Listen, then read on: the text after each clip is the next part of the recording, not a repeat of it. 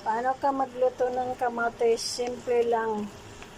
Kamatis lang siya. Isang pirasong kamatis para sa alaga mong matanda. Healthy ito. Tapos, lagyan mo lang ng kaunting asukal. Basta huwag mong lagyan ng mantika. I-boil mo lang ang kamatis. Binalatan mo na. Yan ang pagkain ng matanda ko na 90 years old.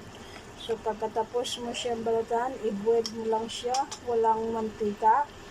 Tapos, mag-cut ka na lang ng dalawang